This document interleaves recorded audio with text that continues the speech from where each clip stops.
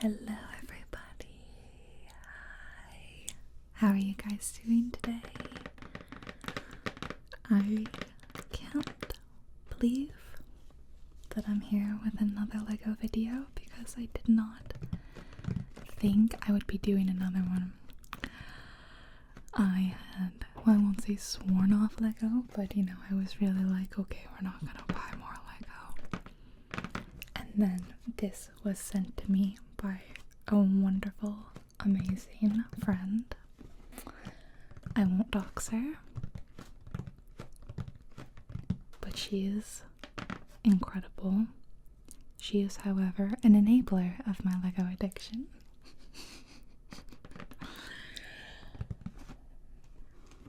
She sent me this, and I was like, do you want me to make an ASMR video with it?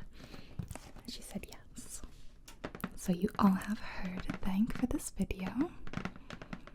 Everybody say thank you. And then we'll, like, you know, she can add her own name in. So I'm very excited. It's the Peace Lily.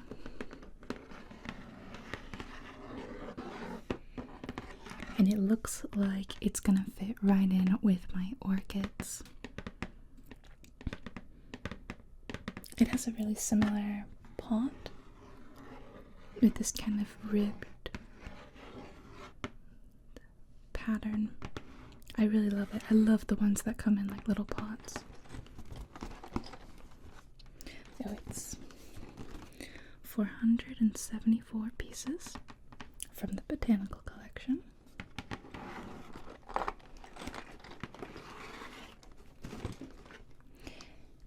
It's another sort of more top-down view. And a photo of a real peace lily. It stands 30 centimeters or 12 inches tall and 25 centimeters or 9.8 inches wide. The peace lily makes me think of Hot Fuzz. If you know, you know. I should actually keep it here to try it. I'm never very good when it does this. You know, you're supposed to punch it here. I think I'm just gonna like split it. I brought my scissors. I might use them now. Help me get in, scissors. Help me get into this. Maybe if I like run it down here, kind of, they're super sharp.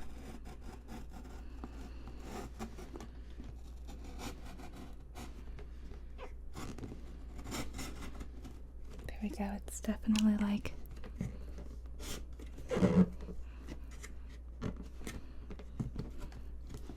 half the video is gonna be just me trying to get into this.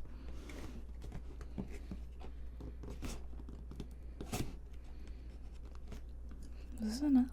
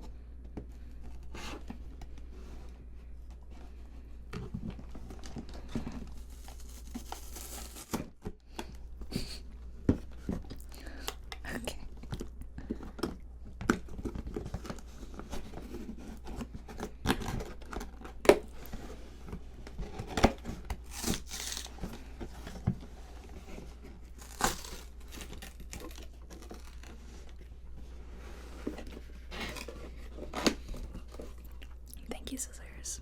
You did your job. Now go sit over here. I have some water that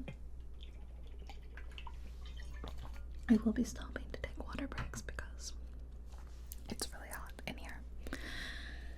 I can't turn the fan on. I did a sound test, and honestly, while some of you might be like, I can't even hear the fan, like I heard it, and the AC is on, which you can probably hear a little bit of that. I need that so I don't die. But there's an issue with my computer fan right now.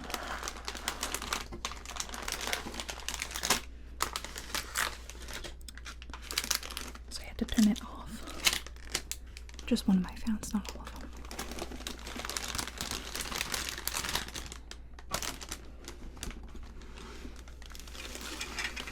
Ooh, big pieces.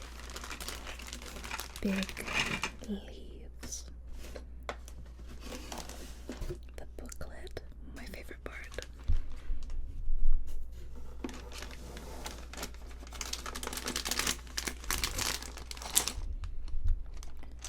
So this is bag 3.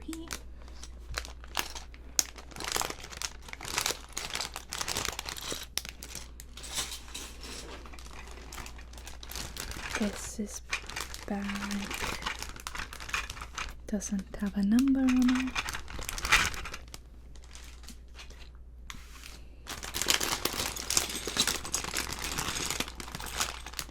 This is bag 2. I can tell by the peach color that it's the bond.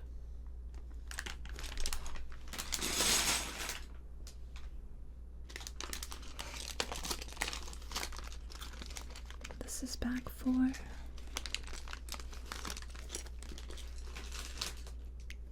Leave out bag 1. But first, as always, let's go through the booklet.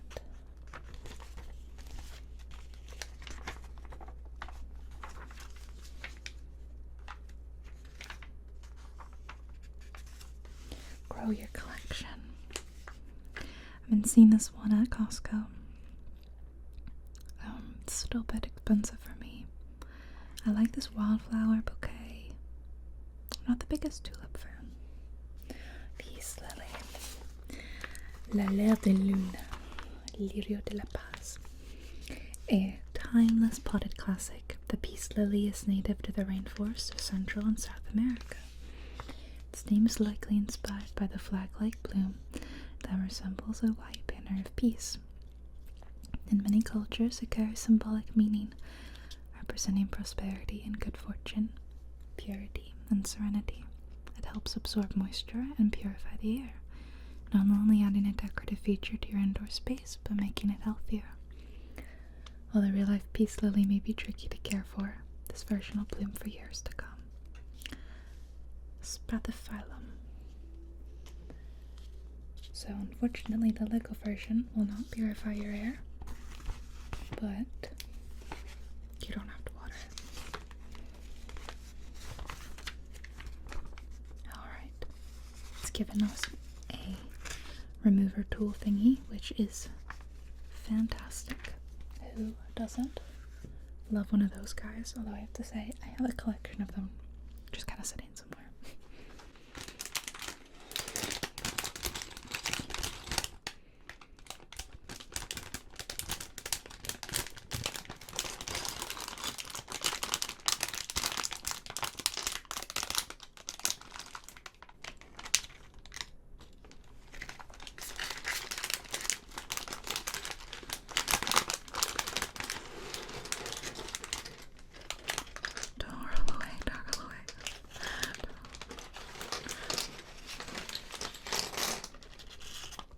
If you're new here and you haven't seen any of my previous Lego videos or close-up crafting videos, just know that in pretty much every single one, something will roll off my table onto the floor, and I will spend several minutes looking for it.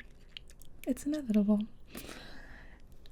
Fingers crossed that by saying that, it won't happen today. Great. Okay.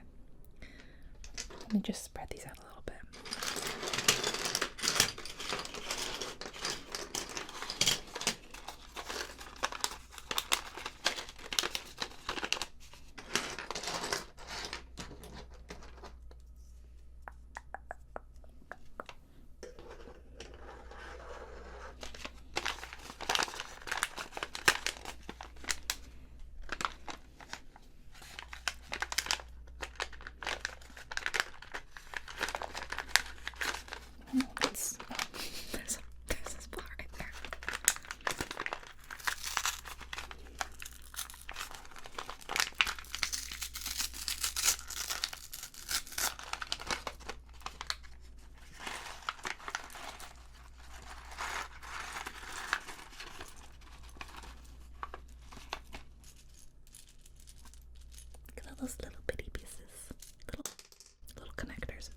about to be the piece.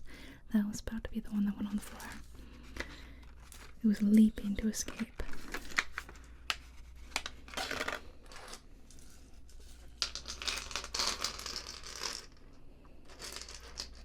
So many of them are round and they can just like roll right off.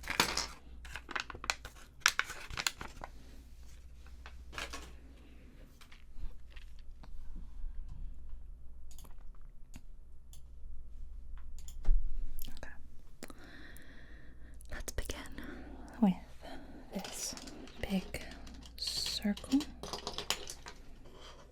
And I'm pretty sure this, which goes like right in the middle.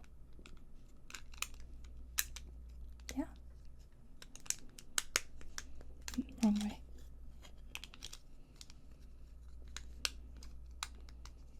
Wait. No, I did have it the right way. I did, yeah. Off to a great start. Can't even figure out which way. Okay. That's gonna, I assume, be the base of our pot. And then we're gonna put a green circle inside the red circle and an orange circle on top of that. Okay, green circle. Hello, green circle. Orange circle.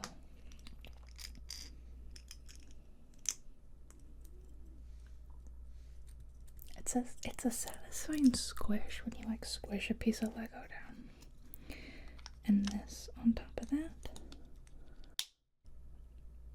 Oh, that clicked super loud. First page complete.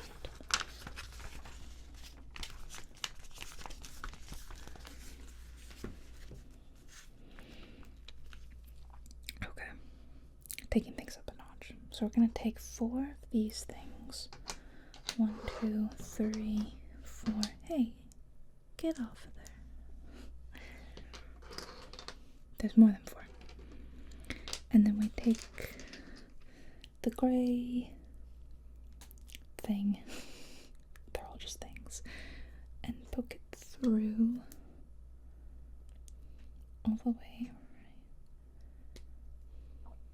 Okay, so let's do that first. Thread the gray thing through the other gray thing.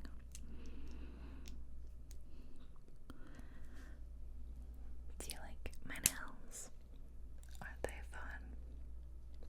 I just got them today. I got them for this video specifically. I mean, obviously I'll wear them at other times. They're like really, really nice handmade nails that are really reusable. Like they're very thick. They don't like break or whatever. So no, it's not my real nail. I could never have long nails this long, like permanently. My favorite part about having like fake press-on nails is that I can just like take them off when I'm tired of them. Or when they fall off on their own. Okay, so then I just kind of place them around the perimeter of the black circle with that bit poking in, so I assume I can attach something else on the edge there. Okay. And then we're going to do the same thing but with the yellow. So it's going to be yellow thingy through the yellow thingy. And we're going to do that 4 times. 1, 2, 3, 4. 1, 2, 3, and 4.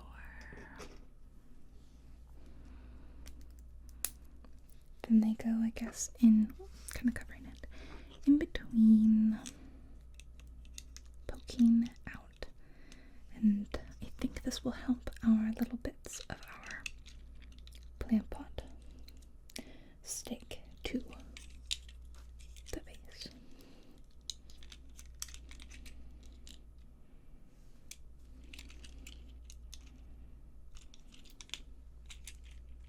there we have the foundation.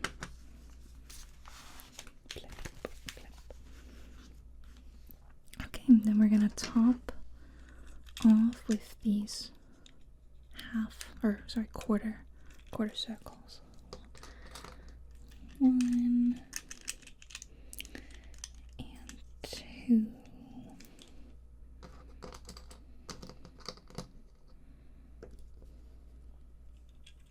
It looks like the wheel of a ship now.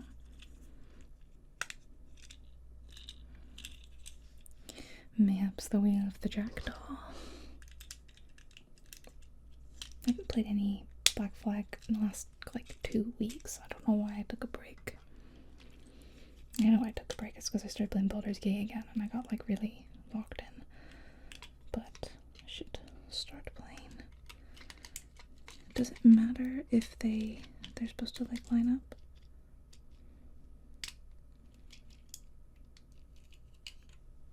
These bits don't line up. Is that important? I don't know.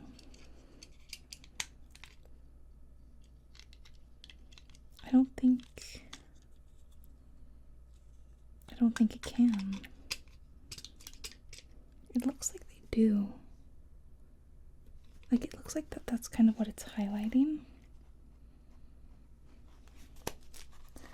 Yes, no, it definitely is.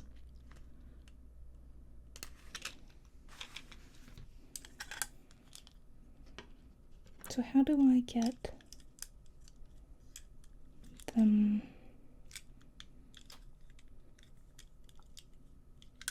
This bit's right, but this bit's not right.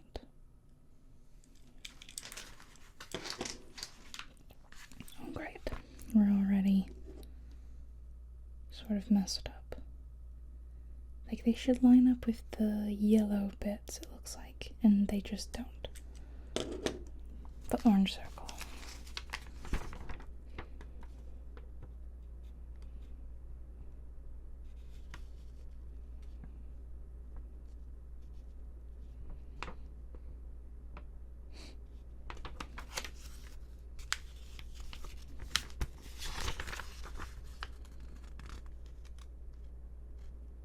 Does it matter? Here, I'm not sure if like it's going to matter or not. Let me just take off these bits, which is pretty easy.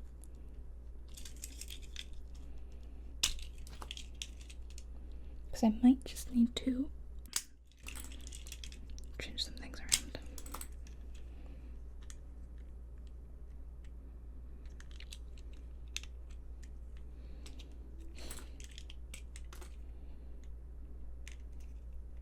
Luckily, all these things are like really easy to take off, and they don't even require the Lego remover bit.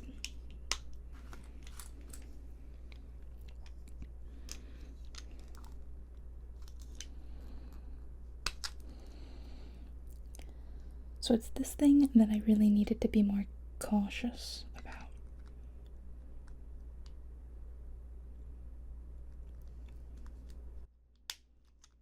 Okay, I think I did a better job. Let's put everything back. Well, I'm always bound to do one little, like, mess up too, which is okay. Everyone's allowed to make little mistakes. You can learn from it. So then, when I put the quarter circles back on, put them on back here.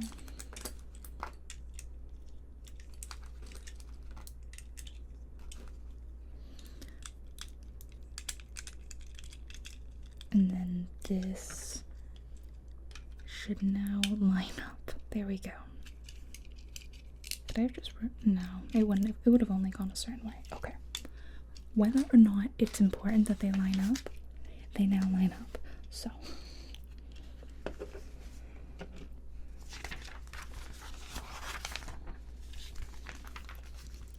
yellow square in the middle. top of that white donut.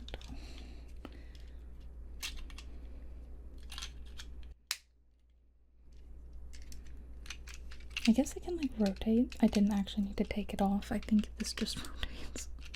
So I'll probably could have saved myself some time and trouble there, but whatever. Okay, 4 of these. 1, 2, 3, 4. 4 of these. You know the drill, everybody. 1, 2, 3, 4. Thread the blue thingy through the blue thingy. And they are gonna stack on top of the gray thingies. Okay. Let's thread first.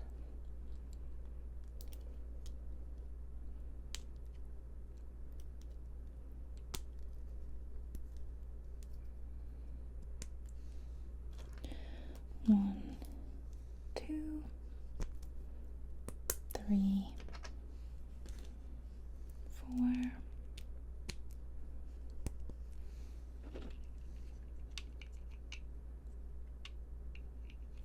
Oh, these are like...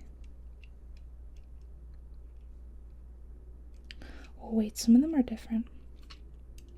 I'm now seeing some of them are different, and I think... Wait, no, they're not. Yes, they are.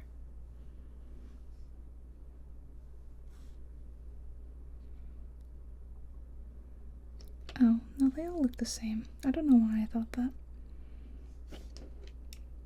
Okay. Don't mind me. Don't mind me. Okay. Blue bits done. And now, last one. We're really getting like every color in here. 1, 2, 3, 4. 1,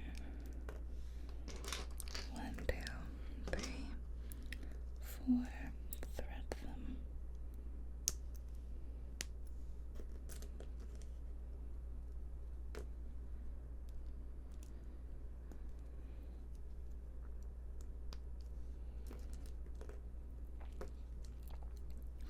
So how's your summer been going? Mine is good. I'm ready for like summer to be over because I just don't like the sun or the heat. So I'm kind of over it. I went to a garden yesterday, a botanical garden. They had like a family day. So there were tons of parents there with their kids. And it was very weird for me to be like part of the parents now. It was really my first time ever like going out for like a family function as a family. That was weird, but kind of nice. I was like, oh, I could get used to this. But it was so hot that we left after like 40 minutes. I mean, my son was not digging it. He seems to hate the sun as much as me, and he was over it. Really, really over it. And all the pictures I took, he is like frowning super hard. And in some of them, even looks like he's like glaring at me like, this is your fault. Why did you take me here? So my bad. I thought I was taking you to be enriched by the sounds of bird call and the smell of the flowers, but my bad. We'll stick to air-conditioned activities from now on. No, I'll take him back when the weather cools off. They do these like family things like every month.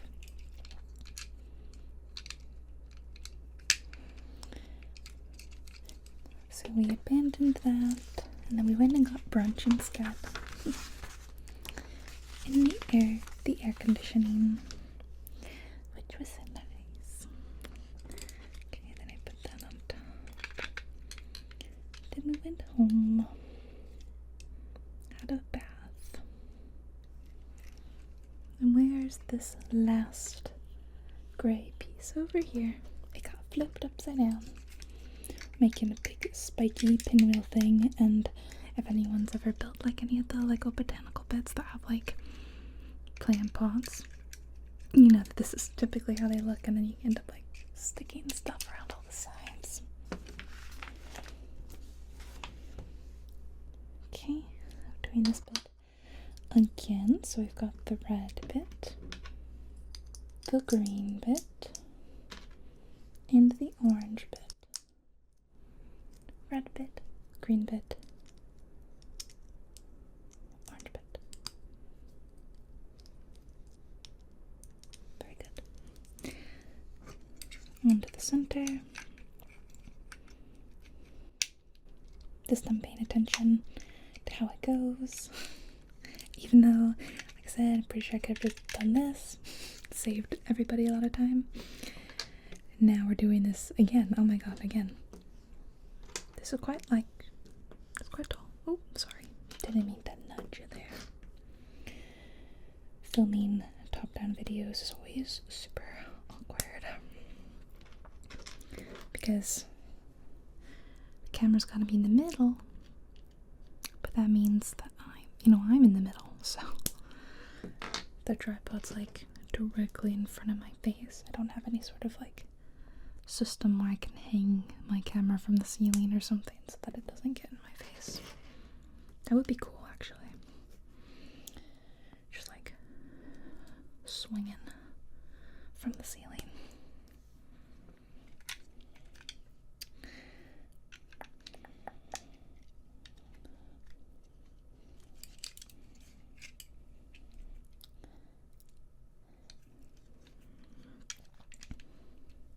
So speaking of like arts and crafts, I feel like Lego counts as arts and crafts. Yeah, I mean anyone who says otherwise, tell them to call me. Yeah, speaking of arts and crafts, I've decided to get into another new hobby.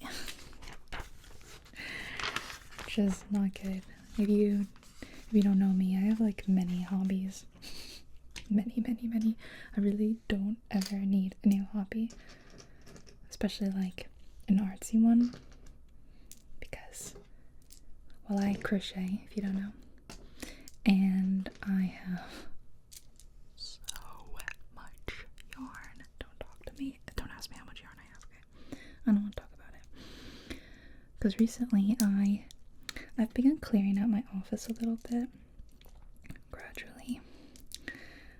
Eventually it's no longer going to be my office. I'm going to move my office to a different part of the house, and this room is going to become the nursery. So I've begun working on clearing the nursery out and getting my stuff out of here, which includes all my crafting stuff. So I've gotten these really great under the bed storage bins at Costco. How many times can I mention Costco in this video? Twice so far. We'll keep a running tally. No, please don't. And I was like, oh, these will be perfect for storing my yarn stash. And I thought I could probably fit it all in like one very large double. Nope, I needed one huge one and two smaller tubs to fit all my yarn in. So basically I really need to be doing some projects that just uses up this yarn. I did two a few days ago. First time crocheting in several months. But it used so little yarn, it was like a tiny little scrap yarn kind of project. It was great though, because it did use colors I already had, so that was great. Because the problem I tend to do is like, oh, I have most of the yarn to make this, but I just need this new color, and then I order that color, and then I have leftover of that color, and then the problem repeats. So I really need to just pick a pattern, and it doesn't matter what color it is. Like, it'll be like, oh, I'm gonna make a horse, and the horse is gonna be green.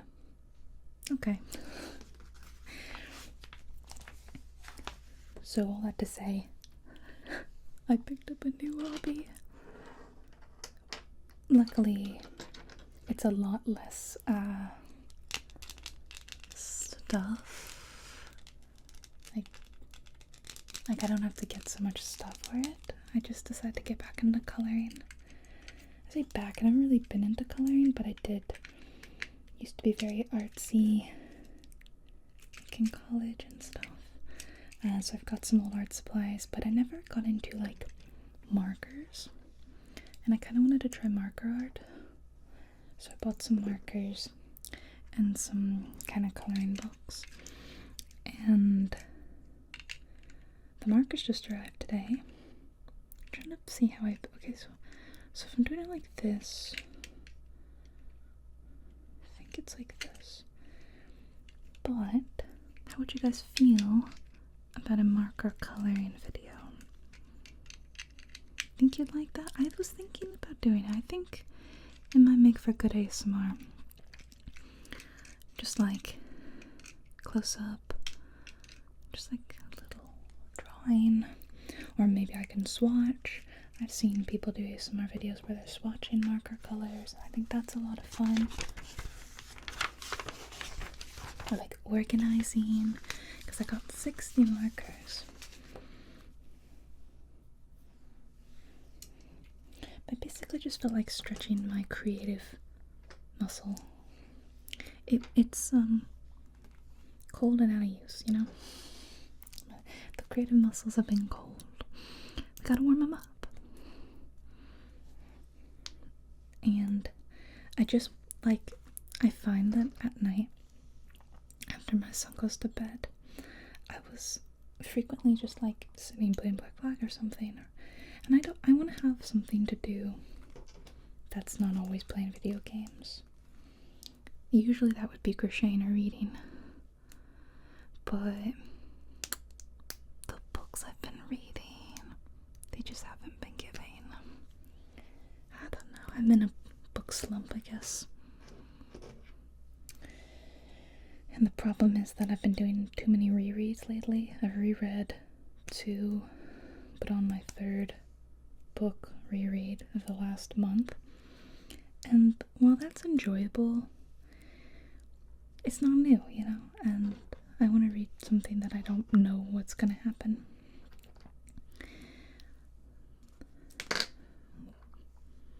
So I put this on like that, okay.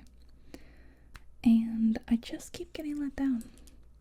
I'm gonna say something that might really offend a lot of people out there. Please don't come for me in the comments. I recently started reading Red Rising by Pierce Brown. Very popular series, very beloved by like most, if not all of my book girlfriends. Really beloved by like a lot of people. I'm just not enjoying it. And I'm sure I need to give it more, because I'm only like 60%, 50 or 60% through the first book. And I know a lot of people say like, oh, the first book's just okay.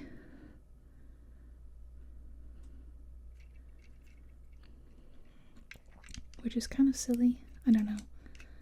Like, the first one's just okay. Like, I have to read a whole book before it gets good, you know? I don't want to do that. That's like everybody recommending Throne of Glass. They're like, oh, you have to get through the first 4, but once you get to the 5th book, it's so much better. And I'm like, that's ridiculous. And you know what? I read 5 of those books, and by the end I was like, this wasn't worth my time. I'm so sorry. Another really unpopular opinion. I know these are beloved books. And I don't know, they're just not doing it for me. So, am I gonna finish Red Rising? Yes.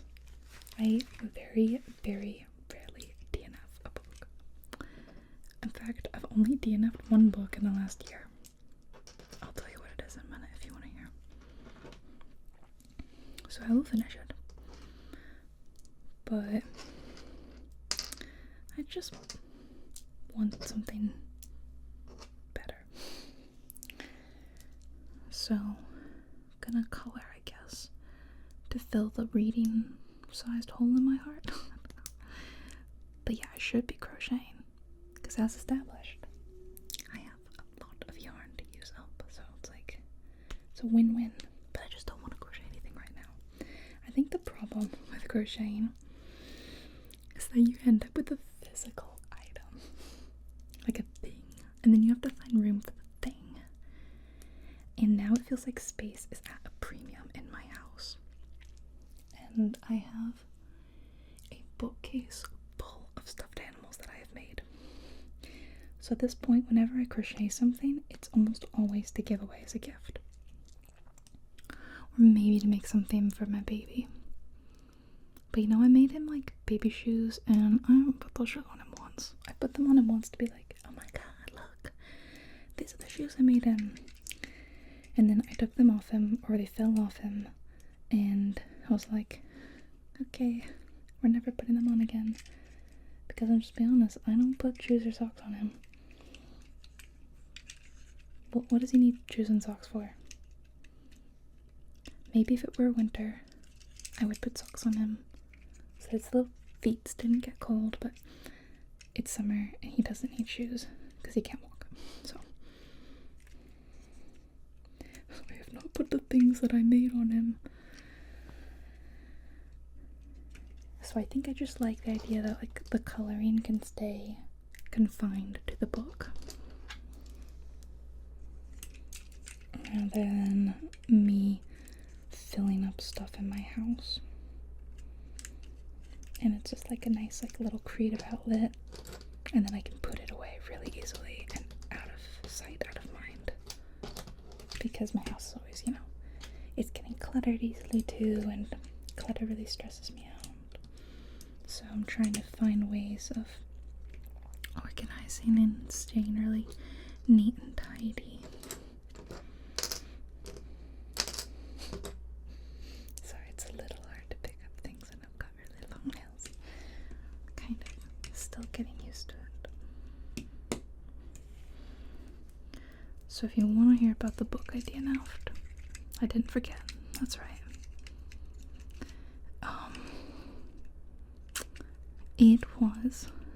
Is Babel by R.F. Kuang. I've read one other R.F. Kuang so far, Yellowface. Really enjoyed it. I hardly ever read contemporary stuff, but I thought it was really fun. And it was a very, very quick, easy read. Oh, and now we're going to alternate them. Got it. So I was like, oh, I love R.F. Kuang. I'm gonna read all her stuff. And I bought Calabasas, and I got Babel on Kindle, and I think I've got one other. Do I have one other R.F. Kuang? Might just be those two. So I started Calabasas a few weeks ago. It was doing a tandem read with my partner. So at night, we both would read like one chapter or around one chapter, because the chapters actually were quite long. So sometimes we fell asleep or got too sleepy to continue.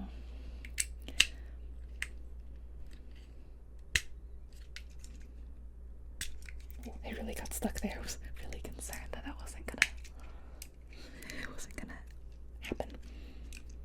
Do I need to press it down more? Does it like go all the way? It does.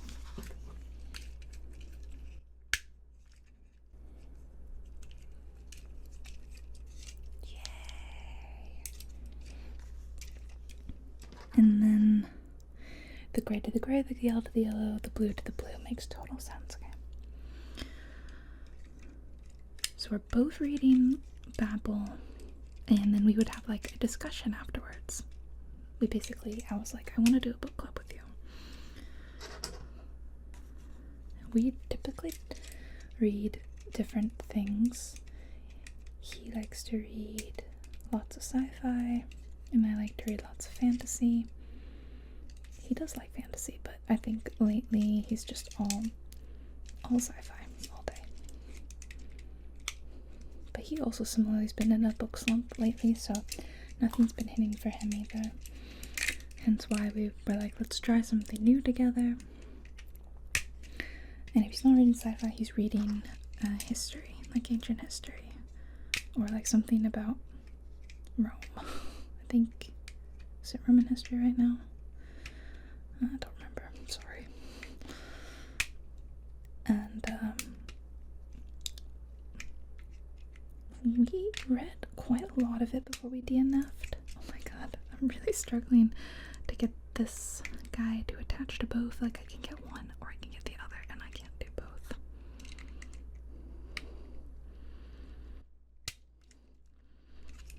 This is truly, truly difficult.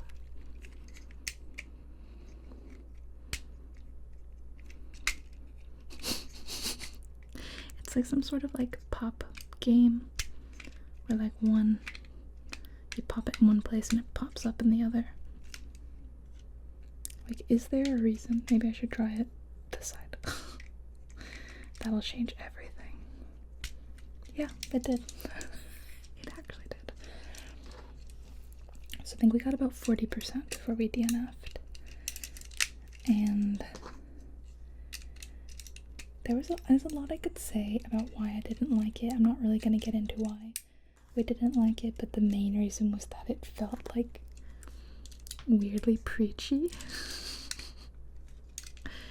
And the other main thing that we didn't like was that I felt like it had a really cool premise of a magic system, and then it very quickly was like she over-explained it in a way that made it like less fun. And I very quickly went from being like, whoa, I'm really intrigued by the magic of this world, to being like, this seems so mundane. I don't know, if any of you out there have read Babel and you loved it, feel free to tell me why, and if you think I should go back and finish it, because I don't like DNFing by any means. I really don't. I like to, once I start a book, I have to finish it, and I have that policy for the book club that I'm in.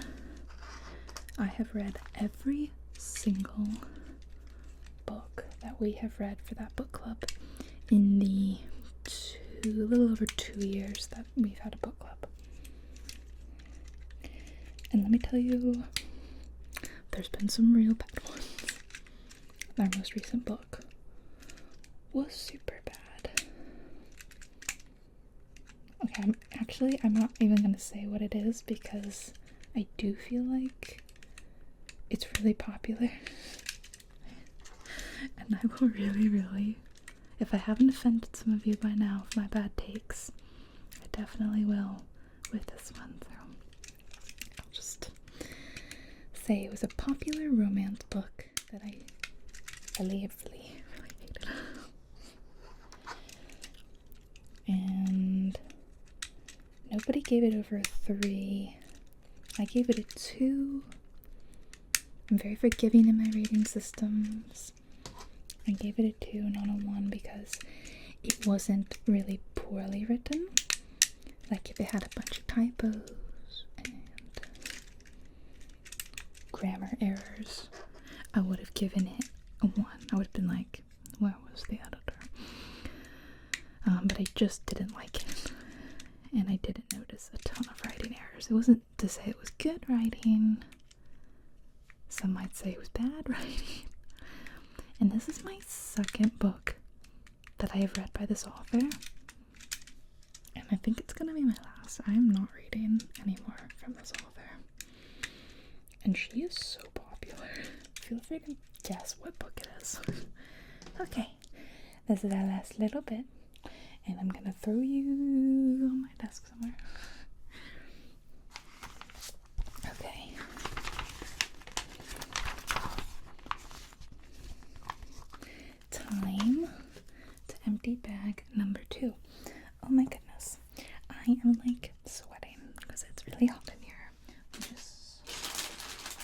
so great because I had a shower today.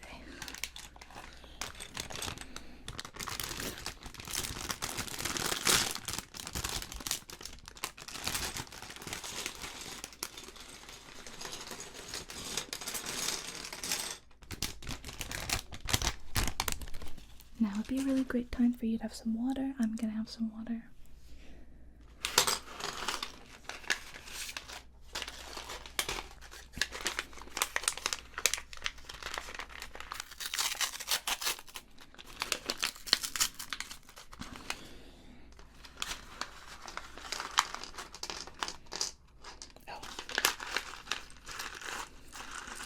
Okay, this was not the right bag number 2.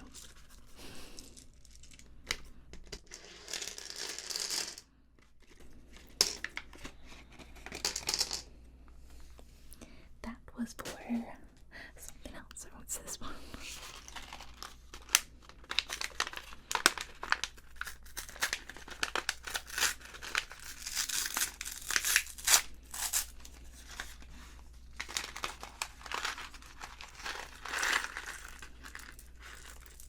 Oh, interesting. This one has a mix of what looks like the same pieces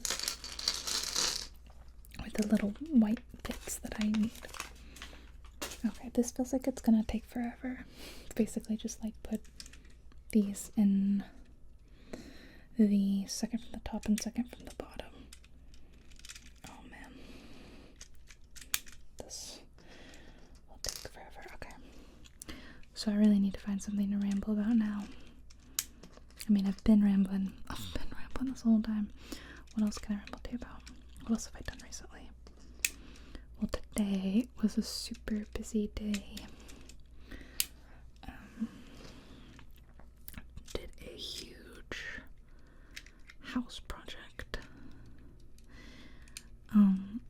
I put up a wall mural in the nursery. I have never ever done anything like that before. I was very, very intimidated. I did a ton of research beforehand and I got like really mixed sort of comments. Like I read like, don't do this, don't put wallpaper up, like you will hate yourself and your partner and it'll be a miserable experience for everybody. And some people are like, oh my god, yeah, it's so easy, like you can easily do it. Like, I don't know who to believe.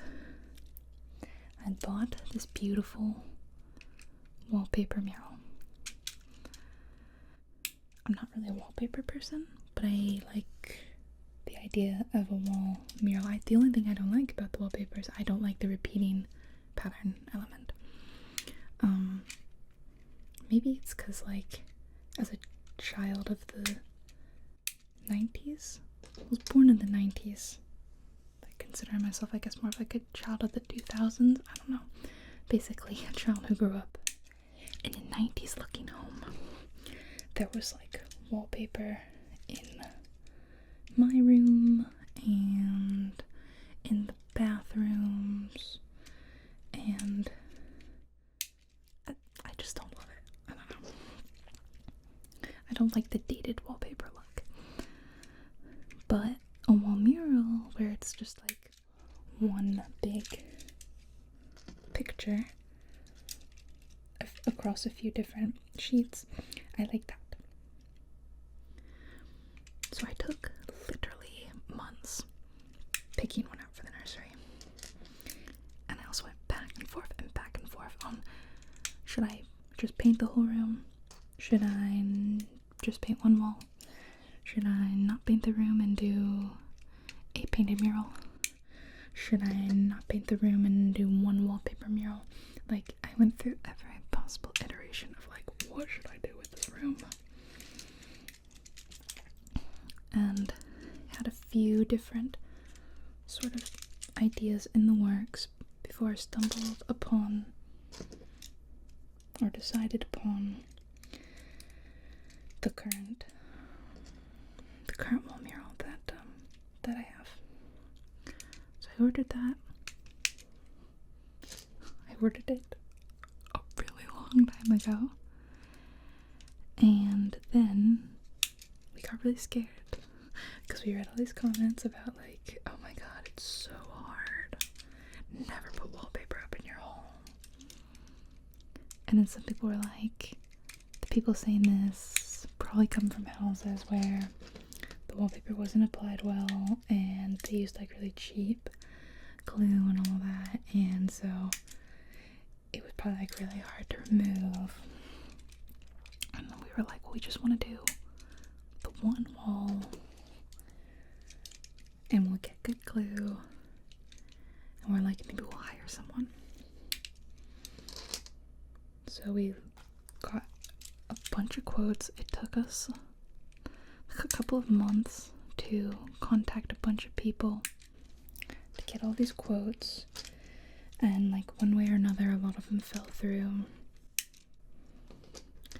But we finally got in a quote from like a recommended like local handyman that's like beloved by the community. He doesn't wallpaper, but he's like, but I've got a guy. Great, so we call this guy. He takes a really long time to get back to us. And then he asks us a bunch of questions about the wall itself and the paper, the room, you know, the height and everything. And he said, like, initially he's like, it's probably gonna be about $300. I knew it was probably gonna be expensive. You know, you're paying a professional who specializes in this to do something.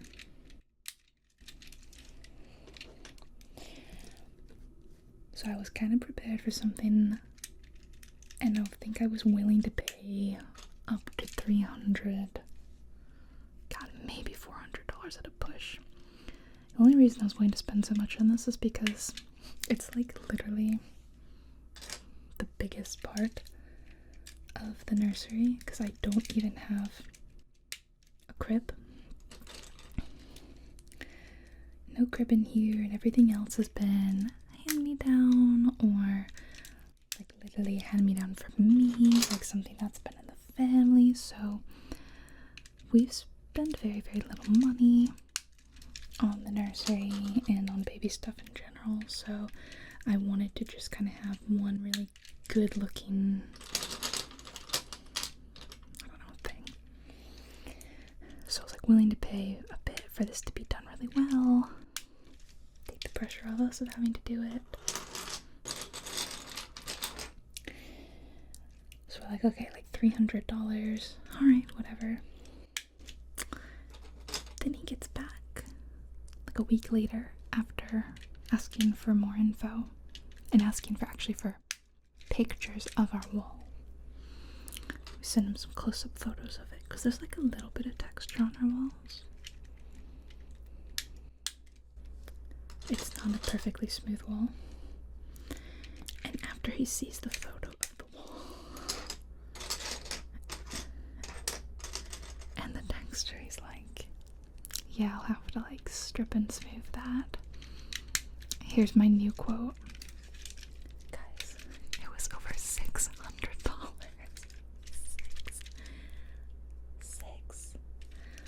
$600 to put up this one wall. And I'll be honest, guys, it's a small room. It's a small wall.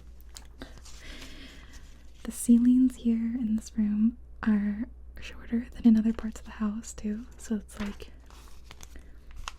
I think the wall is like 7 feet by 9 feet, something like that.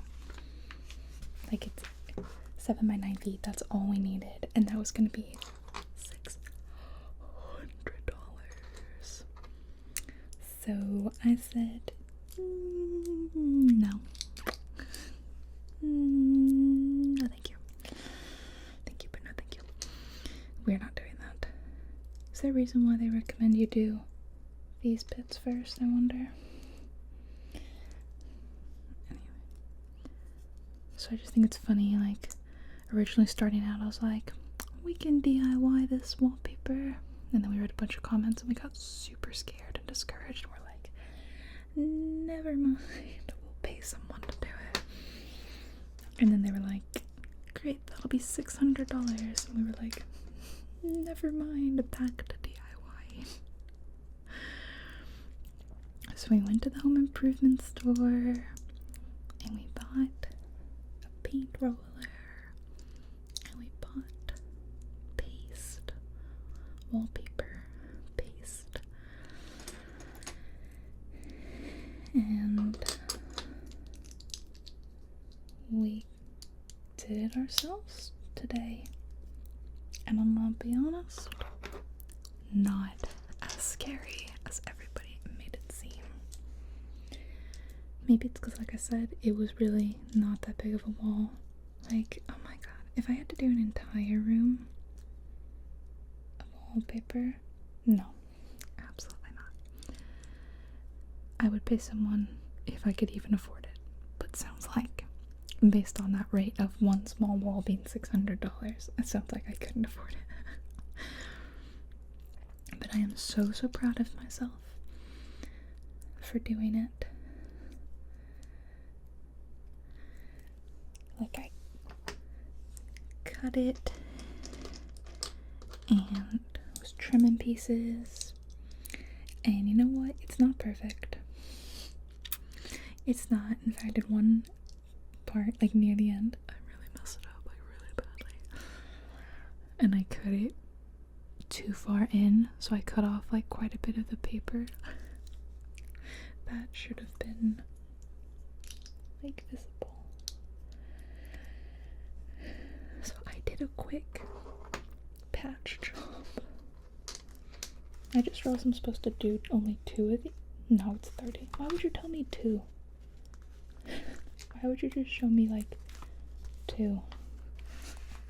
If it's you actually have to do this 30 times.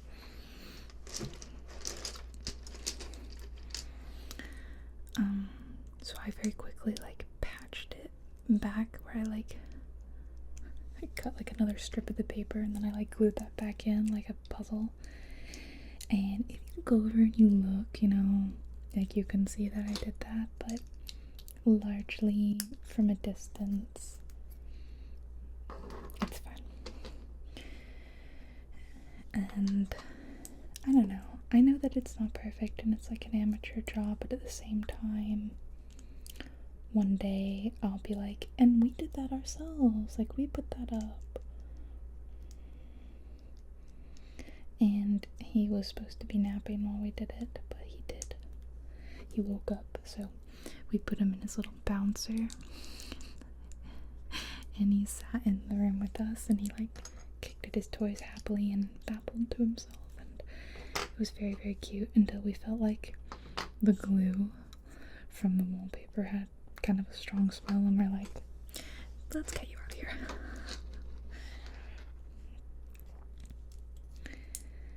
So it took maybe like 3 hours, maybe 3.5, and I'm just super pleased. I will show you guys at some point, because at some point I'll do a finished nursery tour, but as you can tell, still working on the nursery. Because as I said, it's a room we don't really use for child care. The child stays in other rooms mainly. I guess I can because I'm gonna be doing this forever, I guess I can tell you guys about the baby if you're curious. I try not to talk about him, and for the most part in other videos, because 1, some people don't care, and 2, trying to be protective of his privacy. But I can just tell you guys like generic things about baby Aomer. So he's almost 4 months old, and he actually has his 4-month checkup in a few days. So I'm really looking forward to getting him properly weighed and measured, because I try to weigh and measure him at home, but I don't have a baby scale. I have like an adult scale, and the baby scales, you know, give more exact measurements. So this one is just like a weigh yourself and step off, hold the baby, subtract. And it's also like not even that good of a scale, so I don't think it gives us really exact measurements. So I just worry that he gains enough weight, you know. I'm breastfeeding exclusively. It worked for us. I was really fortunate. I was like prepared to step in and do formula if I needed to, like whatever I needed to do to feed the baby, but breastfeeding worked really well for us, so we're still doing it. And I also don't use my pump ever because it just kind of seems like a hassle. I don't really want to like wash and sterilize a million bottles and all that, and I'm very fortunate that I don't have to like go into an office or anything or send him to daycare. So he just gets it straight from the tap, you know. But because of that, it means I don't really know how much he's getting. I can't measure the amount. So that does make me a little worried, a little paranoid. So I'm looking forward to seeing where he is in terms of his percentile. He usually sits around 70%, I think like 70 to 75 percentile. And then for length, good gracious, he is extremely long. Like, he's quite large. He's just not super chunky. In fact, like when we were out at the gardens, like we were constantly seeing these other babies and children, and I know they're older than him because they're doing things like eating solid food, which he's too young for, but they're like the same size as him or smaller. So yeah, I'm also really curious to get him measured, because by my calculations at home, which to be fair are not that good, it's kind of hard to measure a baby. You kind of have to lay them out, and you kind of have to like stretch their legs out, because you know their legs are usually a bit scrunched, and then you kind of have to like make a mark where the leg is, and then like mark where their head is, and then usually then you would remove the baby, and like it would be on a sheet, and then you would measure the distance between.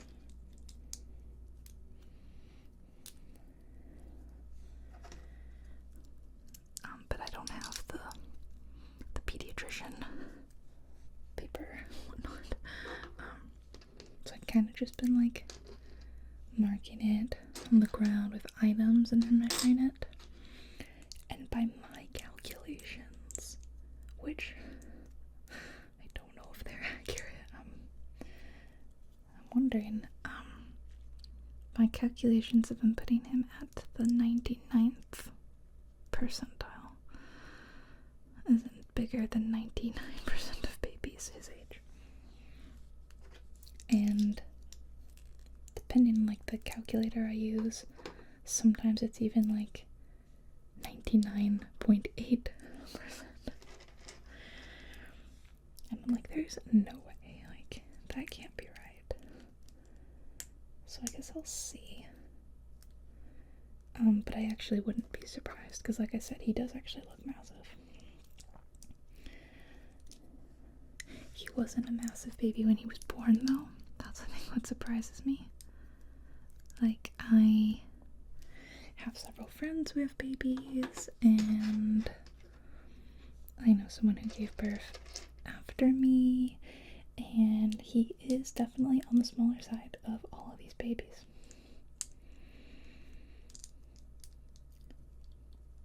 But I think birth weight really means nothing. Compared to like how large you are as like an adult or a child. Also, I found a baby book that my mom kept. And it's like one of those baby milestone books.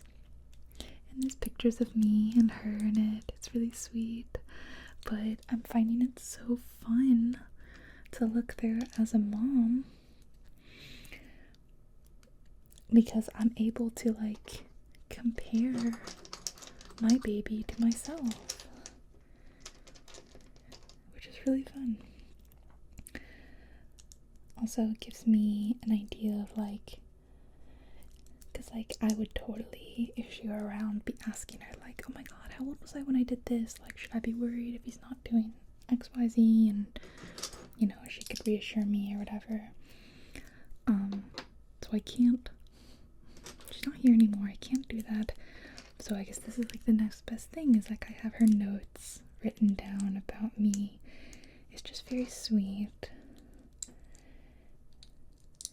I realized that I rolled over really, really late. I guess I was a really late bloomer in terms of rolling. I just read like on a little, because my baby's turning 4 months, I was reading like about your 4-month-old, you know, kind of thing, and it was like, get ready to roll, baby should be rolling soon. And then it's like, if not, that's okay, but tell your doctor if they're not rolling by 6 months. Apparently I didn't roll till 6 months.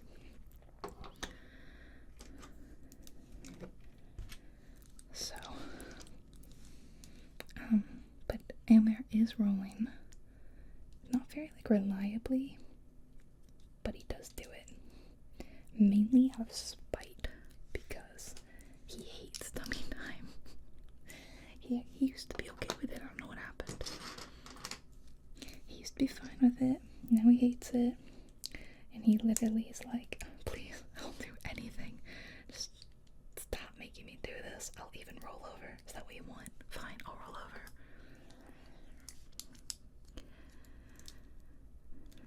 But I smiled first, and I laughed first, apparently.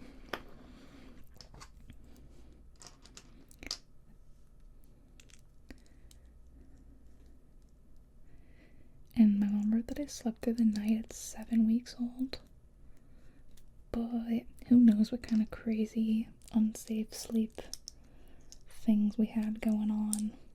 I actually do remember her telling me that. She told me that, like, she got really scared because I had not cried in the middle of the night. So basically she woke up with having her first full night of sleep in weeks. And she instantly panicked because, like, why was I not crying? Why did I not wake her up? And she walked into my bedroom, my nursery, and I was just, like, lying there quietly, waiting for her.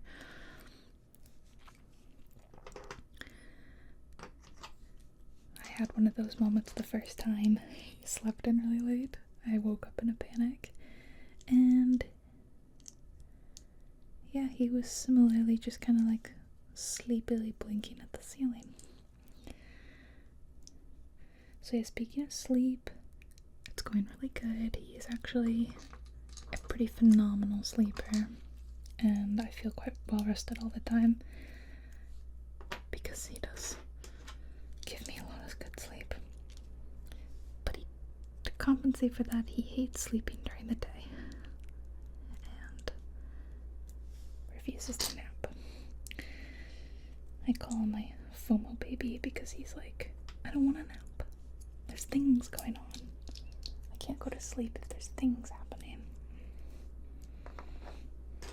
2 more, guys, 2 more. So, yeah. And that's pretty much what's new with him. He's rolling. He's big. He's also got a big head. But it's proportionate looking because the rest of him is so big, like I said. He's grabbing things. Grabbing is his new favorite thing. He grabs my hair, he grabs my clothes, he grabs his toys, he grabs... that's pretty much all he grabs. And he's very, very chatty. His personality is starting to come through, and I can tell he's an introvert already. When we're out and about, he's super quiet. He's super calm. He just like looks at things quietly. He doesn't really smile. He doesn't really engage. He just looks quietly. The second we get home, he's shrieking like a little raptor. Like laughing and giggling and just chatting up a storm. It's so cute. But it's quite funny. Okay, so now I just fit on all of these.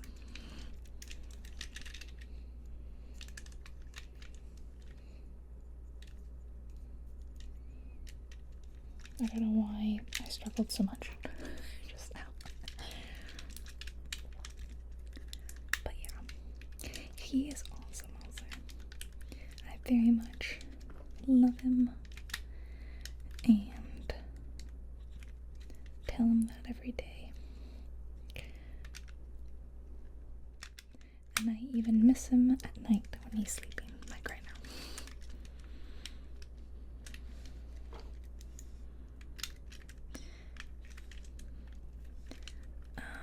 Okay, what else is new?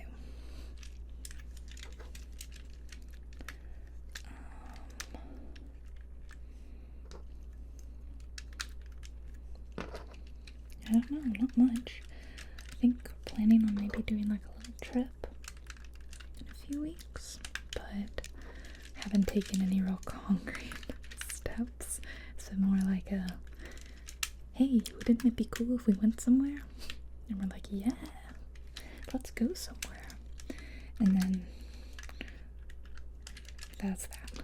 I do think we'll probably go somewhere, but whether that's like just like a little local day trip, or if we actually attempt to do a road trip, I don't know.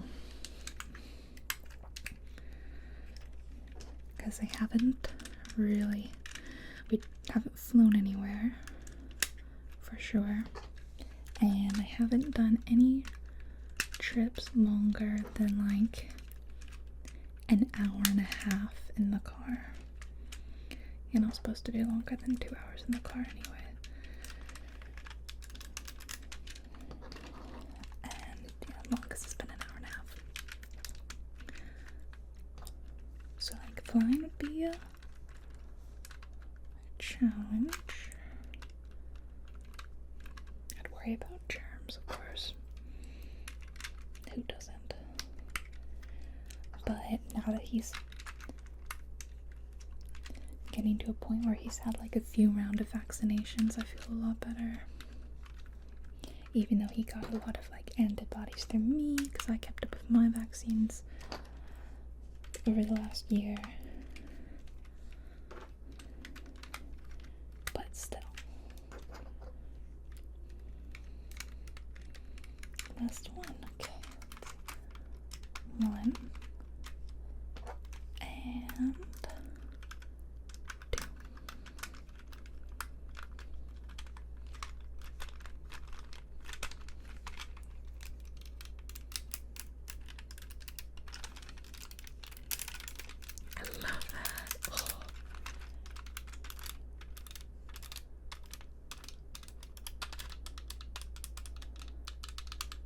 so good. Okay, I can't tap on this forever. We gotta keep this video rolling along. It's been over an hour and I've just done the pod. However, we are moving on to the actual Peace Lily. Very exciting. Let me get pack 3.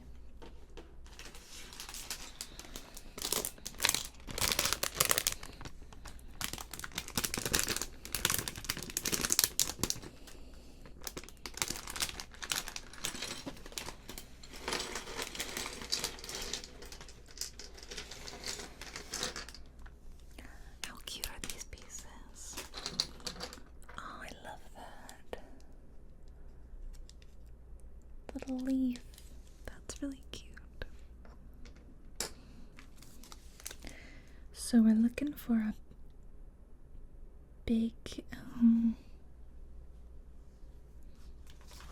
was this the right bag?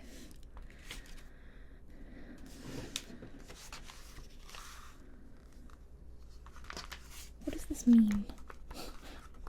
Explain, what does this mean? Does this mean as well as the bag with the big leaf pieces in it? I mean, if we need the bag with the big leaf pieces, then fine, I'll get that. But right now, we're just doing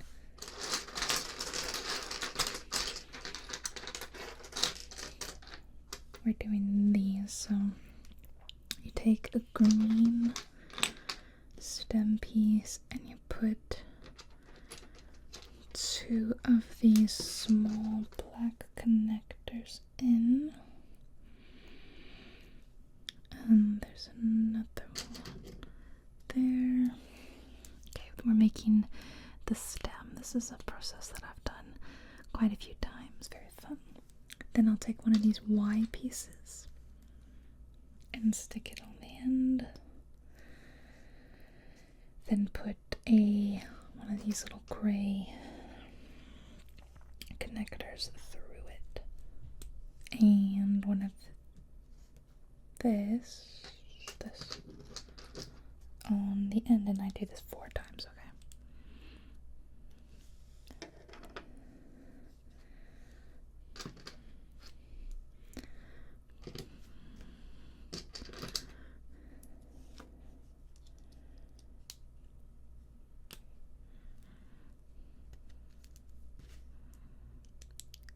I think I need to stop and have a drink of water. So you might want to have a little water too. Don't get dehydrated, guys. See, today when I was doing the wallpaper, I was forgetting to drink water and I got kind of dehydrated, which is, let me tell you, it's not good when you're breastfeeding. So let me just stop. I'm just gonna have a little sip. Okay, halfway done with those. Wait, did I do them like the right way?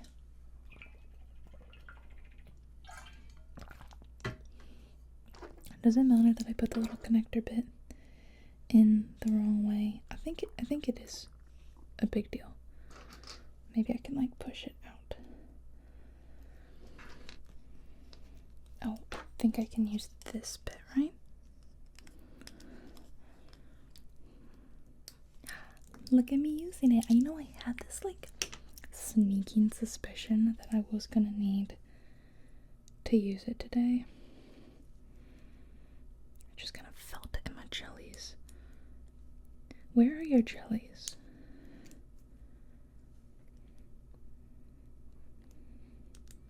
Because the other thing you say is like, I feel it in my bones. Did I just put it in back in the wrong way? I absolutely did. You saw it here first, guys. Incredible act of stupidity from an ASMR artist. Okay. Amazing. Amazing.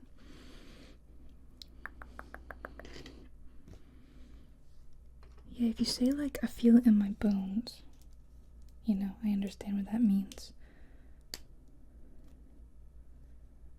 But your bones should not be jelly.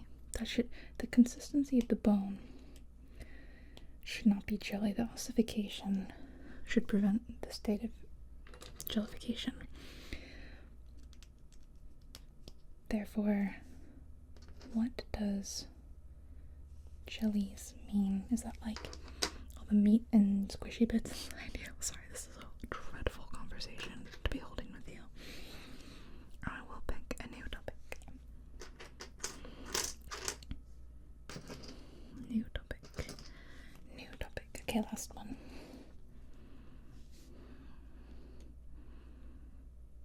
You guys watching anything? I have not been watching a lot of TV and not been watching a lot of movies.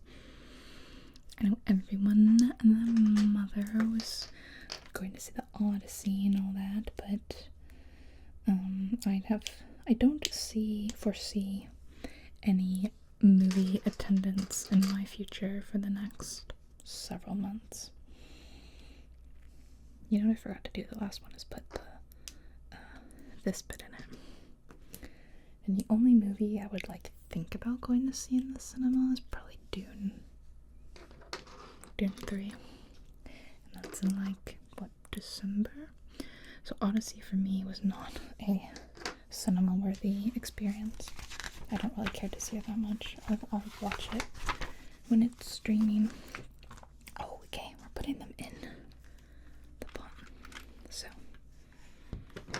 looks like we're putting each one, the face, like out. In fact, I don't really know that it matters. Okay, I'm gonna do it the way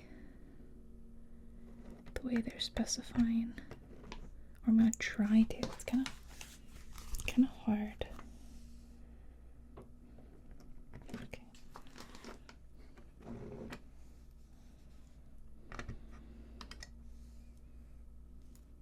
Wrong way. But we did do a movie night, not yesterday, but like the day before. We watched The Drama and Obsession. We've been wanting to see Obsession for ages, so that was really exciting. And I liked both of them. I thought they were both good. The Drama was super tense, but enjoyable. I really love both of them, Zendaya and Robert Pattinson, and they're both super hot. It's definitely my bi-panic movie, for sure. So that was very good. And then Obsession was great, really fun, super creepy. I wouldn't really call it a horror movie. It was like kind of comedic. It was tense, and it had some really fun, creepy moments, but I wouldn't really call it a horror movie, which is how I feel about another recent popular movie, Weapons. Similarly, Weapons had some moments of comedy, and it was very creepy and kind of spooky, but it wasn't, to me, as much of an outright horror movie. But of the two, I definitely prefer Obsession. And the next film I really want to see, that we definitely would have seen in cinema if we not had a newborn, is Backrooms.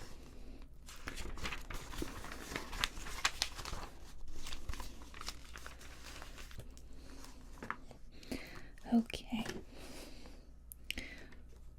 That's what that plus must mean, that it's like the big bag.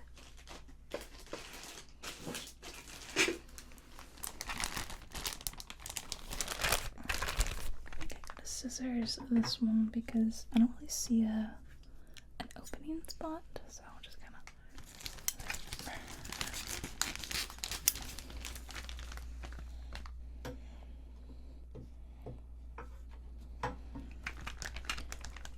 And I think they're all the same pieces, so I think it's just saying to get 4 of these.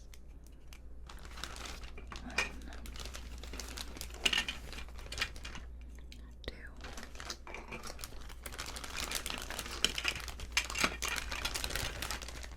3, and 4.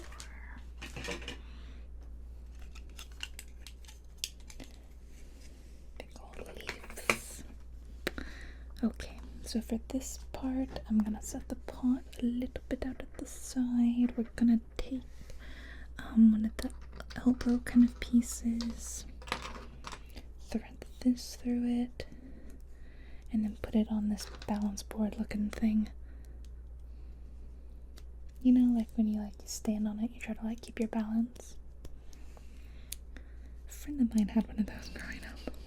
and I loved trying to balance on it.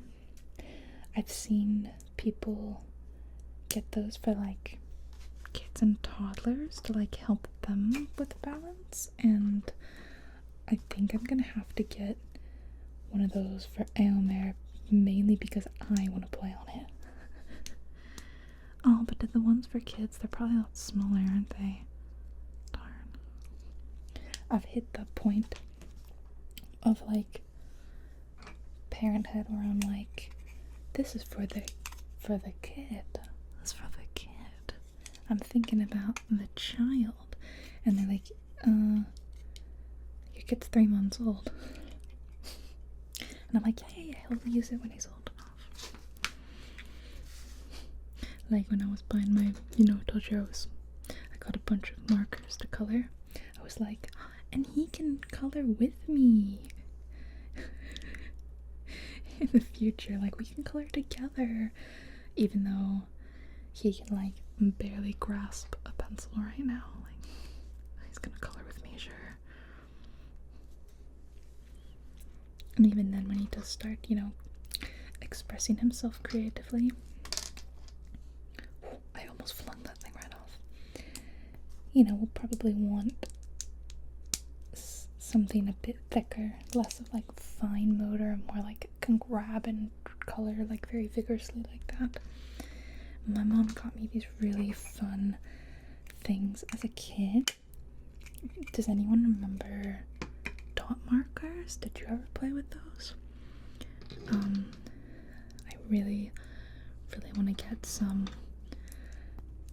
Also, because again, I want to play with them. They're basically like kind of like liquid cartons with like a dab applicator at the top, like a big circle dabber, and you just kind of sponge them on and you make like circle art. I'm not doing a great job of describing this. If you're curious, you can look up dot markers.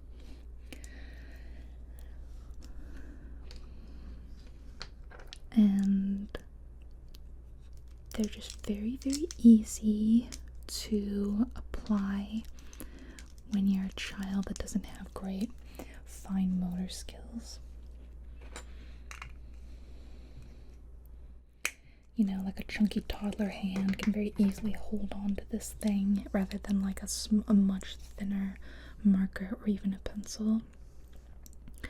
And then it just makes these big dots, and you can just dot them on everywhere, and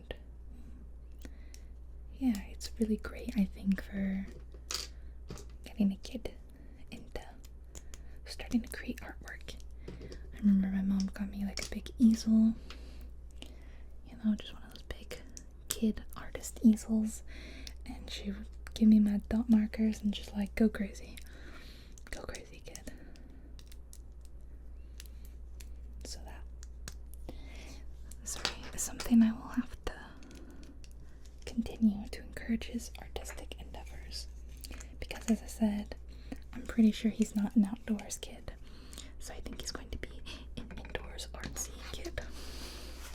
Yes, very happy. I didn't really want to be a sports mom.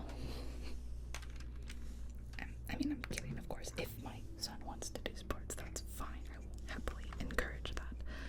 But if he wants to paint inside or dance in an air-conditioned dance studio, fine with that too. Or theater. I did theater as a kid. I love like scratching my nails against this. It's so fun.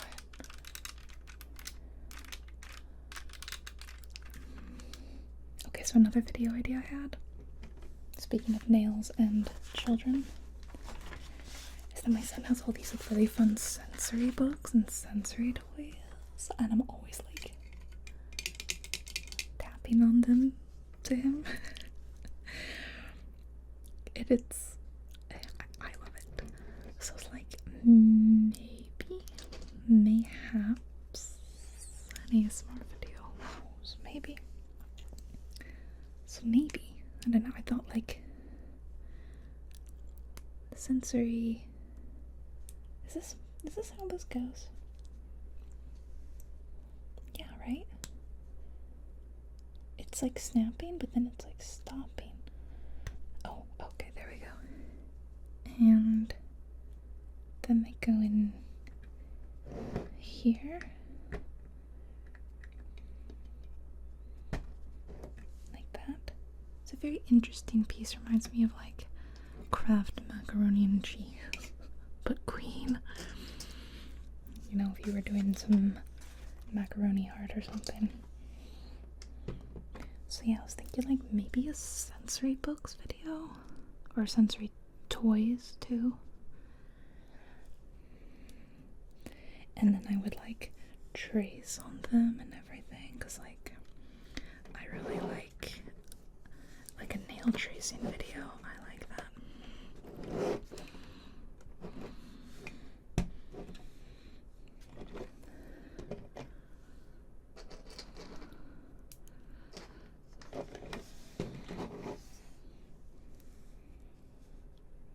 So, if you happen to have made it this far into the video and you want to see that, you can let me know, or I might just do it anyway, who knows. Sometimes I'm like, guys, let me know if you want this video, and no one says anything, and I'm like, I heard someone say they wanted it, I'm doing it anyway. Like, if someone was like, if one person likes this post, I'll go treat myself to donuts, and then you like the post. Some classic millennial humor.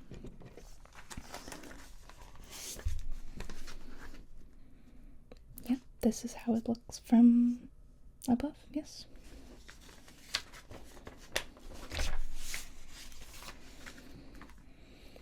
Okay, then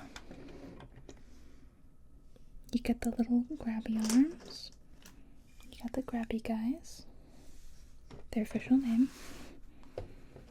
And when this, yeah, this is a classic. A Lego classic. And then where did they go?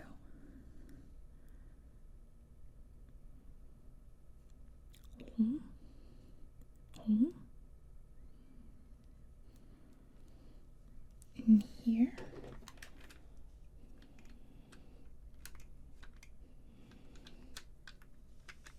Okay. Sorry, I was just confused. Well, let me assemble them first.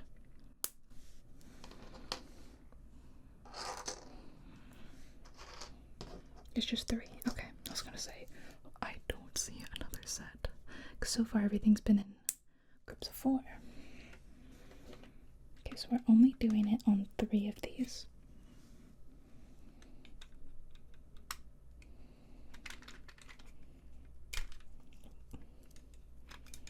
It's an awkward angle to do this.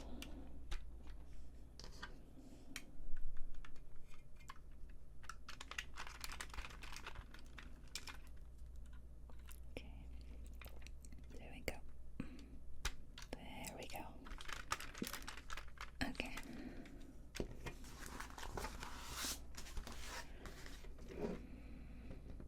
I need 3 more of the big leaves.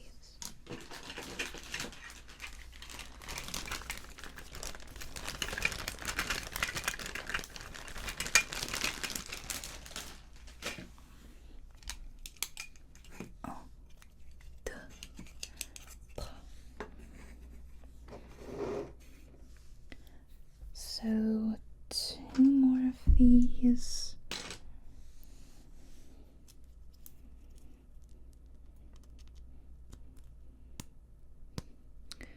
You know, when I counted in French just now, that reminded me that when I got a comment from someone because I had like said something, I just read something in French in a video, and then I was like, I really can't read French, so probably butchered that. And someone said, like, oh, it actually sounded not bad. And that reminded me that when I was a kid, you know, I just said I did theater. I know you're like, Jubilee was a theater kid? What? Shocking, isn't it? I once auditioned for a show singing a song in French, and then when I finished, they were like, you speak French, obviously. And I was like, nope, not a word. I just know how to sing this song. And the part was in French. That's why I sang a song in French. And I got the part because they believed that I spoke French. And I wasn't gonna lie. Like, you know, you hear those, or I used to hear, at least when I was acting, like those stories where they'd be like, can you do X, Y, or Z? And they tell you to always say yeah. Like, yeah, I can do that, of course. Because then if you get the job, you then just learn it. Like, what's the harm? Don't be the person that says you can't do it, right? But what if I was like, yeah, I speak French, and then they just start speaking French to me? Like, that one could immediately bite you in the butt. So I did not. I instead was honest and said, no, I cannot speak French, and they were even more impressed because they thought I had. And so I got the part anyway. And yeah, all my roles were, or all my lines for that role were in French.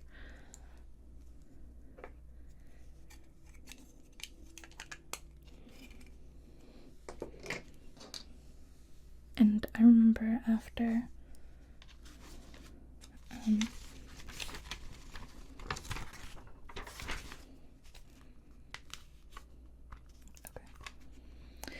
yeah, I remember like when the show was over and we would like exit the theater, that sometimes I would see audience members and they would want to come talk to me because I was one of 2 children in the cast, so everyone wants to talk to one of the cute kids that was in the show. You know, they always want to ask me, like, oh, do you want to keep acting when you grow up? Or, you know, they want to ask questions like that. And I liked talking to them. And they would always ask, like, oh, do you speak French in real life? And I would always say, no. Literally just whatever you heard in the show, that's the extent of my French.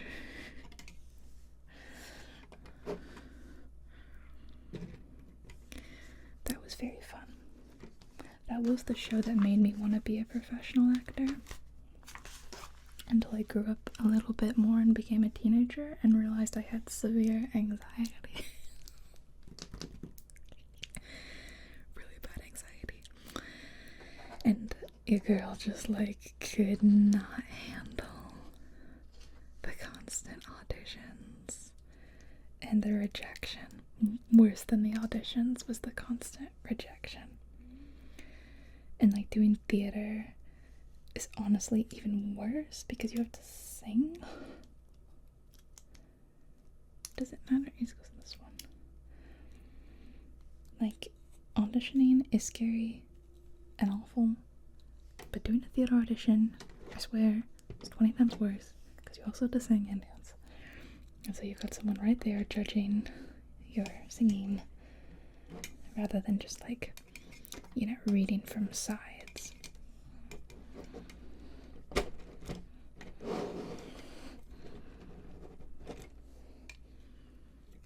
It's not like going all the way, but I think that might just be the extent of it.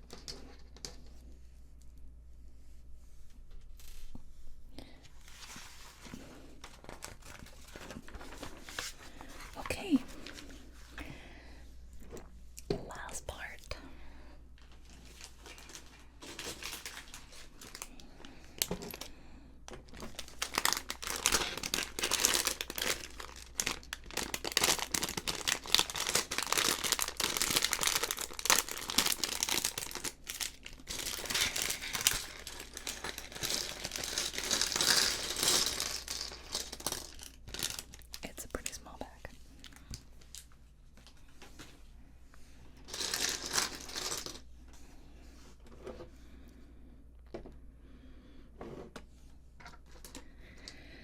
So I've thought many times throughout my adult life of re-entering theatre, and ultimately I have never done it.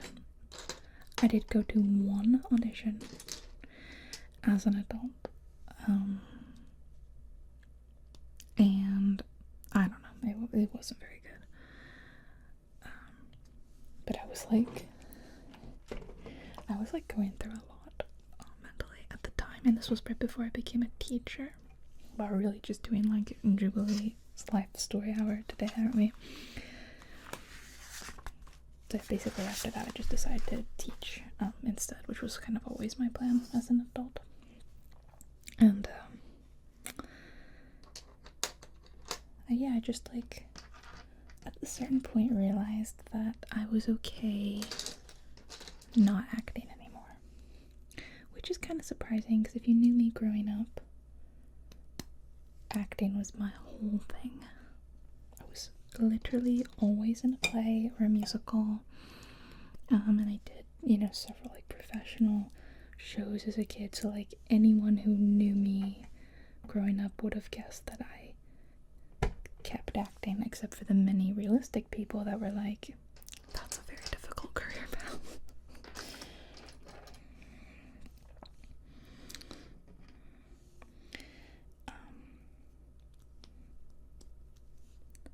So yeah, basically, like I don't miss it. I don't ever feel like, oh, what could have been, you know?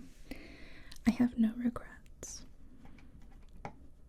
And let's say, like, my channel took off in like a huge way and I became like mega famous, and someone was like offered me a really big acting job because of that. Like, I would have to seriously think about it. Like, I don't know that I would like jump at that chance. That's like how much I've kind of moved on from acting. Yeah, I don't know. Isn't it kind of crazy that you can do something like for the first 16, 17, 18 years of your life and then not do it anymore, you know? It's kind of crazy a little bit. But at the same time, maybe it was my mother's dream rather than mine. I did not have a stage mom, luckily. It wasn't like she was trying to live vicariously through me, even though she did get me into acting. And I started acting because of her. In fact, Aomer's already slacking. At his age, I had already been in a show. Because my mom put me in a show she was in when I was 2 months old. Which now, as a mother of a baby that used to be 2 months old, I'm like, that's insane, girl. That's crazy. What were you thinking? Yeah, I could never. And I do remember her telling me, because the person in the play that we were both in, she did not play my mother. So my mother was on stage in a show, and a friend of hers, her castmate and her friend, was played a mother of like 6 kids or something like that. And then the youngest one, she was like, I think the play called for like a doll, but because my mother was like pregnant at the time of their rehearsal, she was like, we'll just use my child. And so they put me on the stage. And I remember my mom telling me that she told her friend, very good friend of hers, like, if you drop my child on that stage, I will kill you.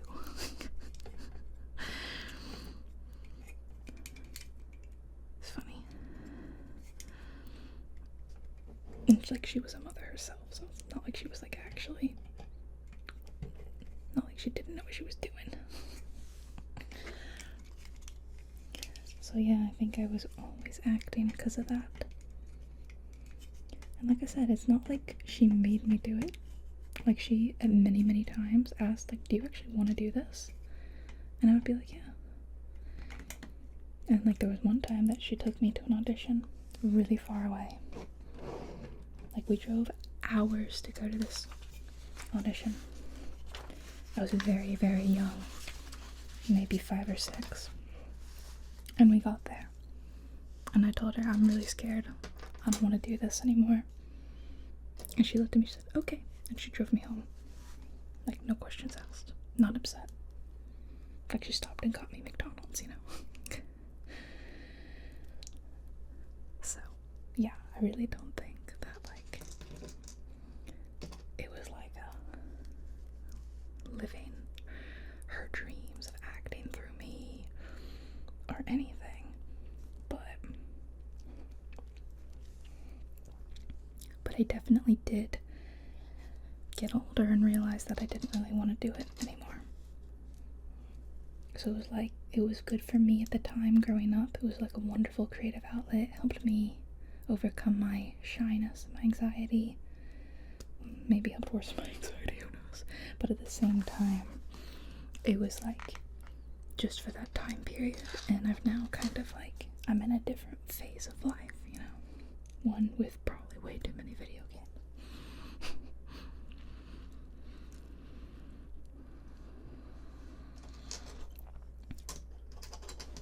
So, even though she did like love to watch me act, and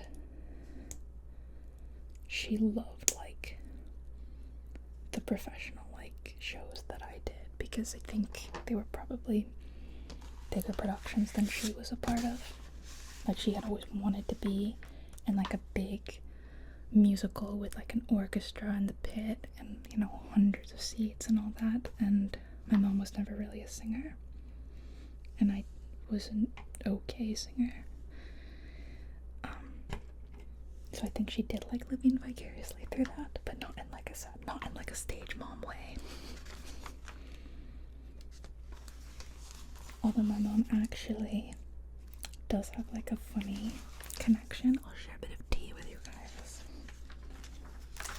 The tea's not that hot, so don't get too excited, but I have to be really vague here to avoid doxing anyone. But my mom was a part of a theater group that opened their own theater company. Like, they started a theater company, and oh, you put this on that, put that on the stud, okay. And one of the people that she started the theater company with, this small theater company, so a friend of hers and like acting partner, went on to become an extremely famous actor. Extremely famous. So famous, I can bet you have seen something that they are in. I can almost like guarantee it. Yeah, between the like, oh, two of these. Between the number of like huge projects that they've done and the popularity of the projects, I can almost guarantee, unless you really don't watch TV as a movie, I can almost guarantee you've seen them in something. And that was like, I actually even saw them in something somewhat recently. Somewhat recent popular show, and it's nice every time I see them, because I remember my mom, like the first big thing that they did, I remember my mom being like, it is so weird to see them on my TV like this.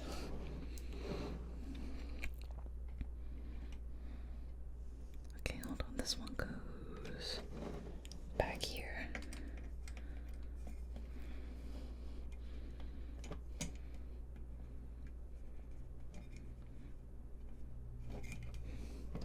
And this one goes, I think, at the top, right?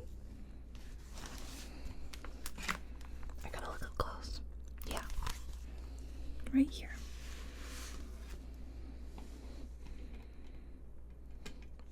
So, no, I'm not gonna say who it is. I know it's so awful of me to tease you guys like that. I'm so sorry, but no doxing today.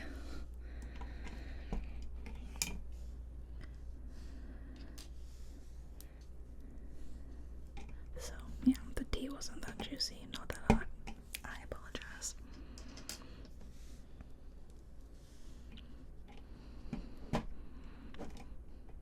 But I think that was her most famous connection. Maybe. I don't know. You never know. Okay, so we put 4 of these together. 1, 2, 3, 4, and then a 5th one on top there. This is gonna be a 2-hour video. My god. Oh my goodness. My goodness gracious. And this. And this.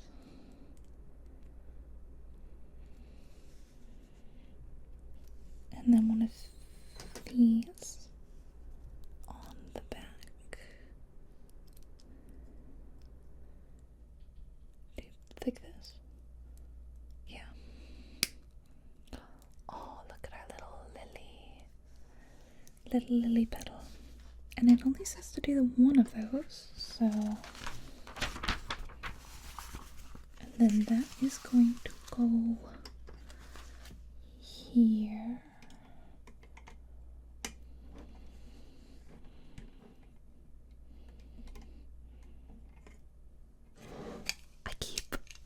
I have broken so many of these leaves. They are not the most connected thing in the world, so I have to be very, very careful with those. Now I take one of these tea things and I put a leaf through it, like that. Where do you live?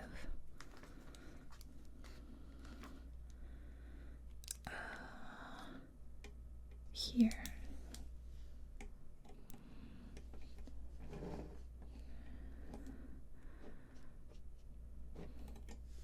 That is so cute. Almost done.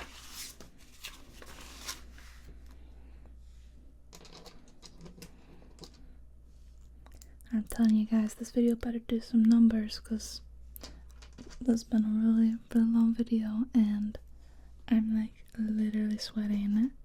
I need to take another shower now. It just gets very hot under the lights. It could be the dead of winter and I would still be sweating under all these lights with my computer running as well.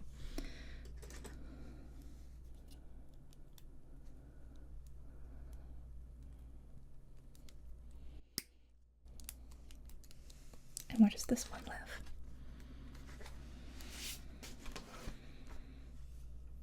Down here.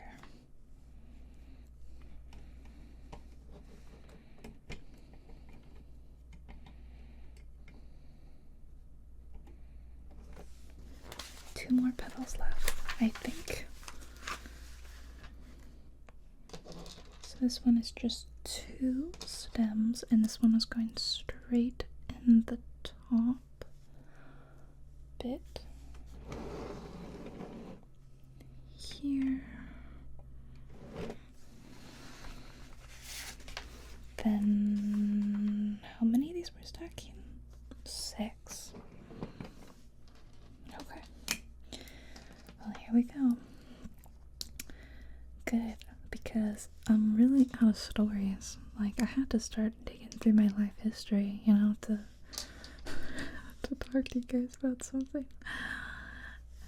Yeah. 1, 2, 3, 4, 5, 6. I've been getting back into my musical theater roots though, because like I have to sometimes sing my son to sleep, and he's actually really liking the theater, so it's been musical theater songs for him. So who knows, maybe, wouldn't it be funny if, like, he did actually end up being a, like, professional actor, and I, like, actively was like, no, do your own thing, have your own dreams, and he's like, no, but I actually want to do that. That would be funny. So I do 4 of these.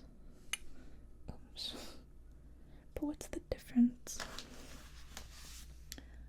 There is actually a difference. Oh. So you stack the flat ones on top of each other first. And then the 2 flowers on top of that. 3 flowers. So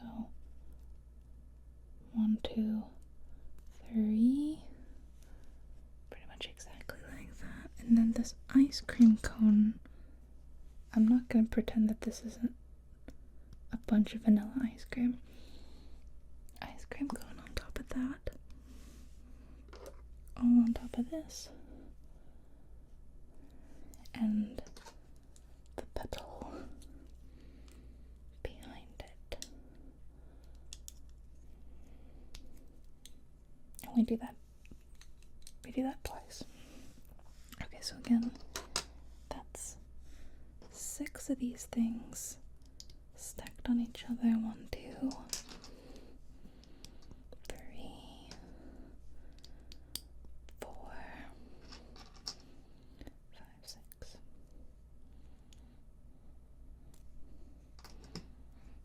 Okay, one last funny story, I guess, from my acting days.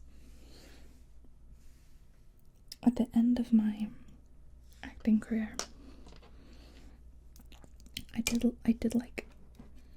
didn't do so much theater. I started doing more film, or I tried to do like commercials and film. I didn't really do any films, but I did do a lot of commercials and some pretty big ones. And the other day I was watching a YouTube video by a famous YouTuber,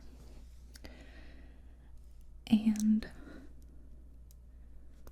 they were like deep diving into something, and they showed, I think you see where I'm going with this.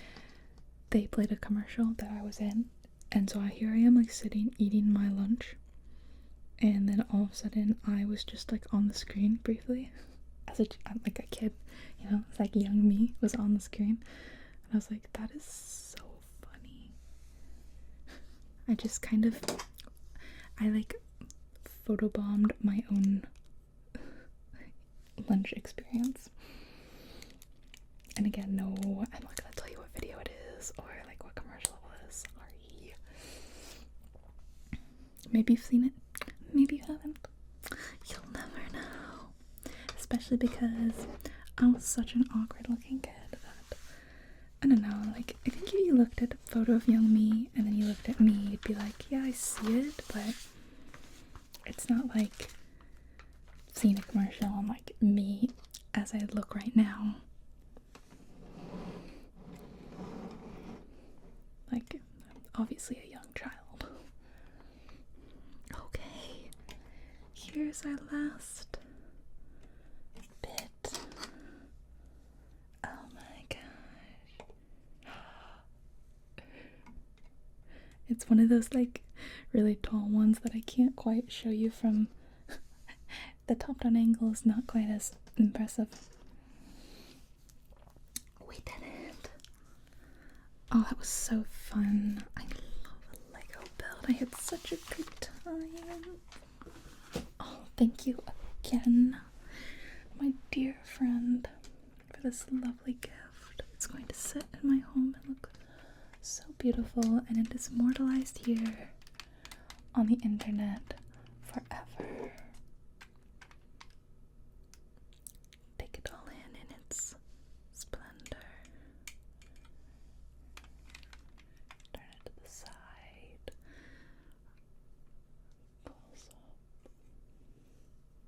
really actually like the leaves the most. I think the leaves are like the standout part. These little leaves right here are so cute.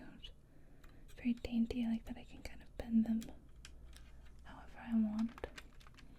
The color of the pot is really beautiful. I love this peach color, but this beautiful array of leaves makes it feel so lush. I really love it. I hope you enjoyed this video. If you have not got any of my other Lego videos, I will link my Lego playlist in the description. I have quite a few. I've been through most of the botanical collection with you guys, so there's like hours and hours to catch up on. And if you would like another close-up crafting video, I might do one of those, that marker one I was telling you guys about. So please stay tuned to my channel, subscribe, and turn notifications on and all that so you don't miss my uploads. Yeah, let me know in the comments what you thought, and I will see you all later in another video, okay? I hope you guys are doing well. Stay safe, sleep tight tonight. I'll talk to you guys later.